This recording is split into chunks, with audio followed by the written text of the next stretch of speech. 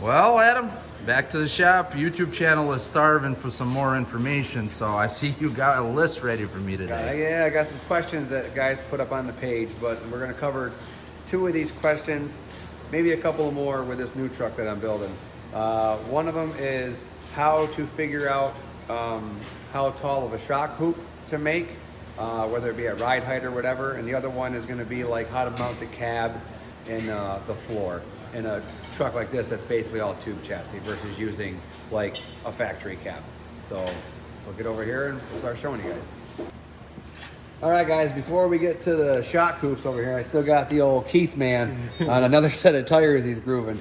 For the 23 ones that we did here in the shop, 4 tires, the total that came off was 202 pounds.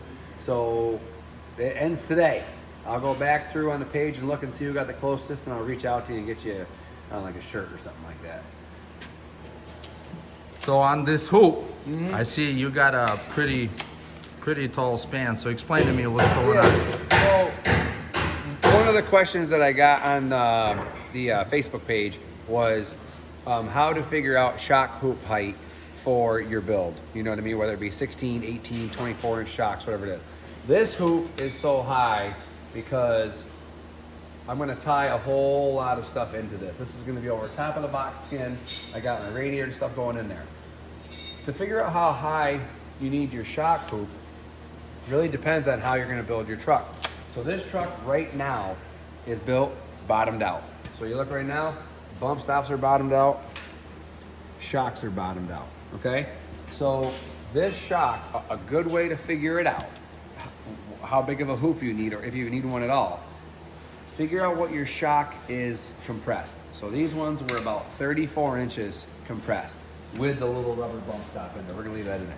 So all you gotta do is, say you're building a truck and it's bottomed out, it's at ride height, it doesn't matter what it is, right? So we'll go with bottomed out for right now. So we'll say that it's 34 inches bottomed out.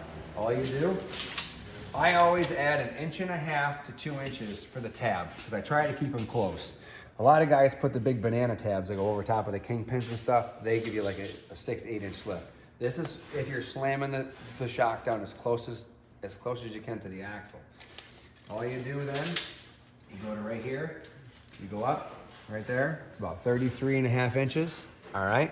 So then what you do is, that is from there. Okay. Now what you have to do is, from right here, from the top of the frame to the top of the shock is about 18 inches, we'll call it, okay?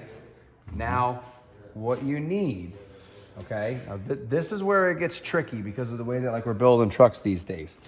We're building stuff with a lot of adjustable parts, adjustable shock, mounts and all kinds of stuff. I have this at the top location because this truck will never go any lower than it is right now, but it'll be able to go up almost 9 inches from where it is right now. It'll be able to go up that high if I so chose to like put like 23 ones on it or something like that.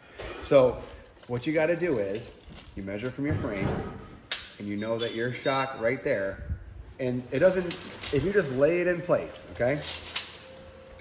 We'll call it 18 inches. It's like 18.5, but we'll call it 18 inches. Sorry about the phone. Yeah. All right. All you got to do is, okay, if this is going to be your ride height, just one thing, all you need that piece of tubing to be 2 inches higher than that shock mount, okay? It just got to, if you're doing a hoop, it's just got to go right over and right down, nice and tight, right? So a 20-inch hoop. Another way you can do it, which is you can literally just put a post straight up, cut it, weld this to it, and then make triangle pieces to it if you can't make a hoop, which I'll show you on Merle's truck here in a second, okay? So now if it's ride height, it's the same thing. These are 20-inch shocks. We're gonna add 10 inches. It's 44 inches, right? And instead, but this won't change pretty much from the body to the frame. So that's how you determine, and that doesn't matter if it's 12-inch to 24-inch travel shocks.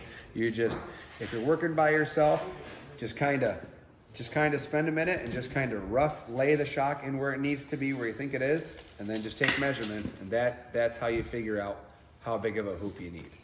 Coilovers kind of suck because coilovers, when you put them together, like with the springs and everything, they're fully extended. And a lot of guys, they kind of build trucks wrong because they don't realize either how much or how little the shock is going to compress. So I'm gonna move over here and show you on Merle's truck another way to do a different hoop. And All right, and we're back. So this is a different way to do a hoop if you don't have like a tube bender. Like what's funny about this truck here, like everybody thinks that like trucks like these are so amazing because they're tube frame. If someone backs up and he actually takes like a wide angle here, you'll see that there's literally one bend in this frame from the original builder, right in the middle. That's it. Everything else on this truck is straight. We did a couple of bends in the steps after. So anyway, obviously he didn't have a bender to make a shock hoop. So what he did was, what Matt did was he set his truck up, whatever. He realized that he needed a shock hoop that needed to be 7 to, roughly 9 inches tall total, 10. He literally put a pipe right through, welded his plates, and came down on a 45 degree, and he made a triangle instead of a hoop. Same thing. So when a lot of you guys think that like you gotta have a shock hoop, there's way easier ways to do it. which one is stronger? This thing is pretty massive. I mean, this thing's got 1/2-inch plates.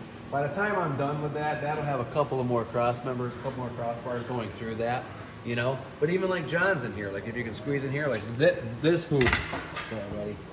This hoop is big. These are 24-inch series big shocks, and the reason that this hoop is so big, guys, is because these extra holes right here, this truck can come down a whole nother foot.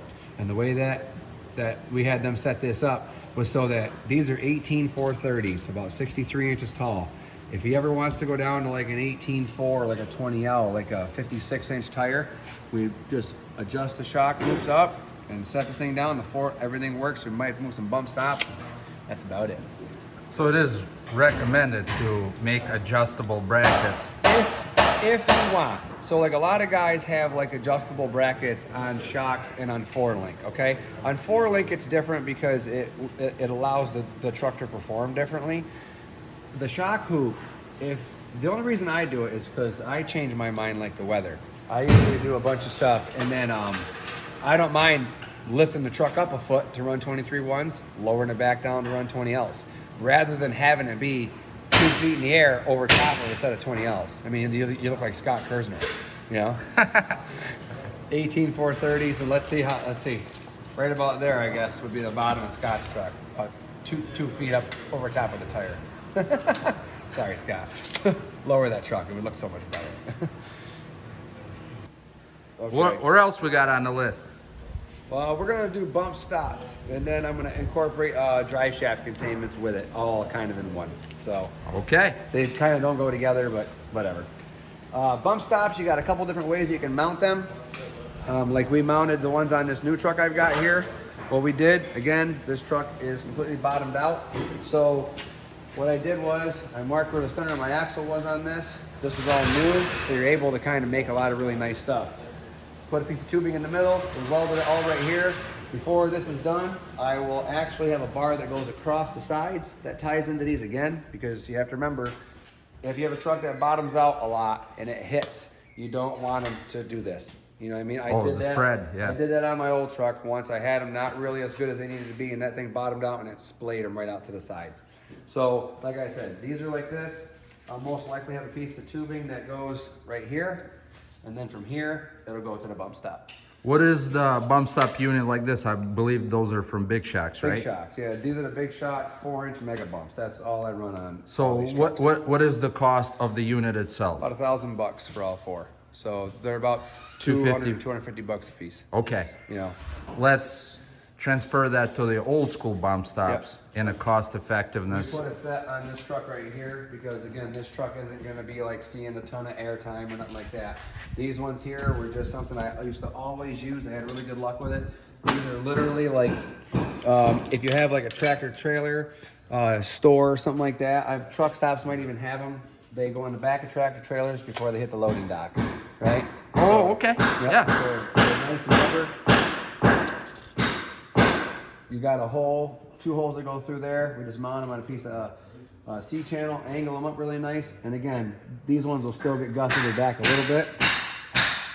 And then what I do is I take about 1.5 inches out of the shock. So if this is 14 inches, these are 12.5 inches apart from the pad to the bump stop. If like you're not building it bottomed out, like if you're building a truck at ride height, all you gotta do is just take how much shaft you have and just lose 1.5 inches, and that's the distance that you need between your bump stops. So tell me, what is the benefit of this versus that, or vice versa? This is pretty rough after a while. If you have a truck that you're going to be like jumping, like consistently, like something that's going to be coming off the ground a lot, you know? Those are hydraulic bump stops, so they're basically built to kind of work. It's progressive. So it's like by the time these bump stops hit, it's boom, like the bump stop hits. When these ones hit, it starts to hit 4 inches before, and then the pressure hits, and then it works with the shock. It works a lot like a shock. So explain to me about, the feeling when we jump your truck right out of the shop. And in the video you see it takes off and it's really smooth. How does it feel inside of the cab? You don't even feel it. You don't even feel it. Well, the bump stops didn't even hit, number one. You know, like the last time we took this thing out, you can still see it. Right there, this is where the bump stop hit in like Louisiana. It hasn't moved since then. And this is a great trick too. When you guys have hydraulic bump stops like these, like you can't do it on those ones obviously, what you do is when you put them in the truck and you get them all in there and you get everything all set, take a zip tie and put it right there, okay? Tighten it up and push it all the way up to the top of the seal. What happens now is when you go out, if you don't have a camera or something like that to watch what you're doing and you're going out and like you're running the truck, once this thing hits, obviously the shaft is gonna go up into the cylinder. So let's just say that you hit a jump small, I don't care what it is, and that thing bottoms out like the son of a bitch, and you see that that thing is all the way down there, that means stop bottomed all the way out. You want to either adjust your spring rates a little bit, put a little bit more charge to this. You want to get it so that it's really about like right there, you know, so that that much of the bump stop is actually being used.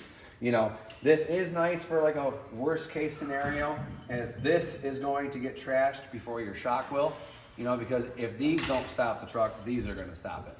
And the problem with this is you're better off trashing a $250 bump stop, which you'll actually probably be able to put back on. It's just going to bend whatever it's tied to, versus having this bottom out, having a hind fail, and having to rely on all of these aluminum components. Yeah, components. So, are you able to buy that type of bump stop one at a time? Yeah. Say if you're on a budget and can, you know, you want to swing once a week or kind of deal. Yep. And there's a lot of different places that make them. I've had good luck with big shock stuff, so I stay there, you know. So what is the cost of the tractor trailer bump stops versus these things, man? You can probably get these anywhere from like maybe like $8 to $15. You know what I mean? Oh wow! It's literally just a rubber block. And again, it's like, you know, we're gonna run this and we're gonna see how it does. If this thing does get a lot of airtime and it is posing a problem, then maybe I would change them. I ran them for years on my bad BRAP truck. I never had an issue with them. It all comes down to driver, you know? This guy here, you know, we're not over budget on this build, but you know, it's just like, it just didn't really need another $1,000 in bump stops on it at the time. If it so does, then we'll put them on. But I'm pretty confident that these are gonna be just fine. The rear, nobody cares about the rear usually, but you put them on anyway. it just follows? Well, yeah, because you don't want to just kind of be slamming. You know, the front is where you want to save it with all of the engine weight coming down and stuff. I gotcha. And while we're right here, I see you have the Driveshaft Containment already installed on this truck. So tell me a little about this setup, just so we can understand. It's a Driveshaft Containment to contain the drive shaft. The end. And the purpose of this is so a couple of years ago when like I was hosting a couple of, you know, pretty awesome events, I had this notion that guys put all this money in their mud trucks, right? And they're 1,000 horsepower or more. And one night I was sitting on the tug of war pad watching the tug of war, right? And I want to say it was probably like, it might have been like Tyler Thompson and Brandon Pierce that year when like they closed out at Poland, remember? So it was roughly two like almost 1,000 horsepower trucks. ripping it up, right? And just great trucks, guys. But as I'm watching these trucks, I'm like, boy, I want to say they were both on 5 tons at the time. Probably both on the 5-ton drive shafts, which the U-joint in that thing is about that big and it probably weighs about 20 pounds, right? And I just got thinking, I'm like, I've seen drive shafts break, you know, you rarely see them in mud trucks, but I'm like, God forbid a drive shaft ever broke and came out the side of one of those trucks. And at that time, there were spectators pretty close. And it doesn't really matter where you are because that stuff travels. And I was like, for the couple $100 to put some kind of containment on it just to catch it, you know, my thought number one was to protect the people around. Number two, after that, it was to protect your transmission. You know, again, whether it's front or rear, wherever your engine is, if this drive shaft breaks somewhere up into like right here, and this thing gets wailing, you're gonna wipe out the tranny pan. Oh, no yeah, doubt. That's a good point. If not the oil pan, you know? So it's like, to put these on, even if it saves the U-joint from going out the side, you at least save your engine and the transmission.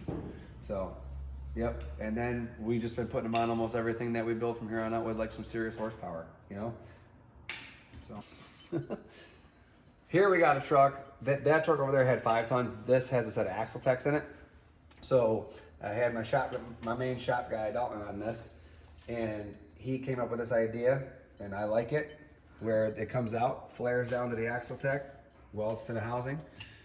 The driveline brake is on the transfer case. A lot of times guys are running driveline brakes down here. So if that's the case, what you have to do, I make my drive shaft containments, they're 16 inches wide. If you have a pinion brake right here, more than likely you're gonna have to build something that comes out here and goes in. So like your tubing would basically come off the axle and stop right here so that you're out past the rotor. You gotta go around the rotor, right? And then from there, you would basically take it and tie it in. What I like about this kit, what I haven't had to do, because like I said, like on John's truck is a great example. A lot of guys run new stuff, new U-joints, new drive shafts. And again, I've never seen a 5-ton U-joint break, never. I mean, I'm hoping I never do. All you could do with this kit that I have, and I don't sell a lot of these parts, guys. I mean, I hate to like, you know, advertise the shit, but it's just, when it gets to be more worth my time than I will, but it's just more of a pain in my butt to have to run around and go have parts cut, ship them and stuff. So, you know, I'm just giving you the ideas for free. But all that we would do is simply take a piece of like probably 10-inch half-round pipe and just basically put a tab right here and a tab over there and just weld 1/2 right here. That's it, and then 1/2 right here. You don't need it on the bottom, really, because it's gonna go down. You know what I mean? Right. The only thing that it would do, the reason why I put them right here, the reason why I had Dalton put them here and like on mine, if you shear the slip yoke, okay, you're most likely gonna break it right here, okay? So you guys can see. Okay. Oh, Yeah. Sorry. Roman hit that. We lost the weight. So, so like if it breaks up high, we'll go with like a 2.5 ton because that shit breaks all the time. You're usually gonna break it right here. You're gonna break that freaking slip yoke right there. If you don't have drive shaft containments on the truck and the drive shaft breaks, the front end's pretty much dead. It's not gonna turn. You know, it's only gonna turn as fast as you're going. With this thing here, still hooked to the transfer case, is gonna be zinging, okay? So that thing's gonna be just flopping around like a, well, you know, all right? This way here, it at least beats up the containment to keep it right there, because a lot of times you don't know that you broke a drive shaft, you know? And the worst thing is like a drive shaft this big flopping around free, you probably snap the input shaft on your transfer case. So you want to be able to contain it and just slow everything down, you know? As we're getting older and we're doing more with these trucks, it's like, you got to protect your investment, you know? A good set of these things here, I don't know, maybe like $550, I think, for like front and rear, something like that. Parts and labor usually is like what we charge, I think, to put them on. Again, you know, I'm just kind of shooting from the hip. I always just kind of figured into the build, you know, so I don't ever really know exactly what it costs, you know? But they're just a great thing. Like I said, I saw it a couple years ago, and what I was gonna say in the segment just before was, I'd like to think that when I was doing events on my own, and even like through talking shit over the years, that like a lot of the things that I either talk shit about or that I bitched about are actually like in play. And what makes me feel good, whether I had a hand in it or not, I see this on a lot of trucks nowadays, and it makes you feel good to know that guys are putting their money into this stuff. You know, drive shafts are just as safe as your roll cage, because your roll cage, if you flip over, that's going to hurt you. If your drive shaft flies out, it's going to hit some dude just having a good time with his family, drinking beer. You know, if you're out there, the way you got to look at it is like this, guys. If you're at a mud bog and you're driving your truck, unfortunately, you're responsible for the stuff that's in your truck. And that's what makes it so hard with building these trucks for people, you know? So it's like, I can't build something to last 100 years, but I can build stuff to catch stuff in case it breaks, you know? Well, that's where the waiver that you sign at the gate, it only protects the owner, not you, from damaging anything or anyone. Right. So being a responsible driver and implementing some of the safety features in your truck, or most of them, you know. Well, these trucks have come such a long way. They're not little pony getters anymore. They're like big horsepower. There's a lot of traction I'm here. assuming if you're able to swing this type of a truck with this kind of horsepower, a containment would be a no-brainer. Yeah, absolutely, you know, And like what I like about nowadays is like kind of like, I mean, I guess I changed my standard, you know, like before, like I built trucks for a lot of years for people, but now it's like, I only build what I want to build. I only work for people who are going to put in what I want to put into a truck, because at the end of the day, it's my name on it. For years, I worked on people's trucks, and I did it for whatever I quoted them, and I got the jobs done, you know, and some of them I'm proud of, and some of them I'm kind of like, I probably could have done a little more, but, you know, you weren't really financially paid to do extra, but you have to do it anyway, but you kind of go bare bones. I just don't really do anything like that, and I got sick of doing it, so I just started turning a lot of work away. And then when the guys come in, that, I mean, labor's labor. Parts on these builds are far exceed the labor, right? And the better parts you buy, a lot of times the less the labor is, because it goes together that much faster, you know? So I just really just kind of just held myself to a higher standard where I was like, if I can't build it the way it's got to be built, take it to somebody else. Take it to Connecticut.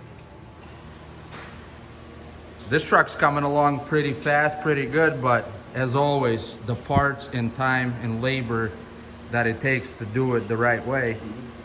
We're gonna see this in Louisiana Mudfest? That wasn't my plan anyway, because the tire is going to be too small for Louisiana, but I think I'm going to be waiting on, I don't know. I mean, engine's the last thing I'm waiting on. You know, I mean, I have everything. I've been putting parts together for a couple of years for this build. I promised people it's going together. We've only got a little over a week in this thing. I mean, it's going together fast. I don't think so. Louisiana, I'm just going to go down there. I'm just going to kick their ass with this thing. So we got a couple of changes to put her on a little bit of a diet. So that'll get the job done in Louisiana. And then if everything falls right, my first event date for this thing will probably be stuck in the muck in June. You got a lot of supporters in Louisiana, huh? Yeah, I got a lot of friends down there. I actually have a lot of friends down there. Florida, not so many friends, but Louisiana, I have a lot of friends. But they're gonna change the name of Stuck in the Muck after this thing goes to, what the fuck was that?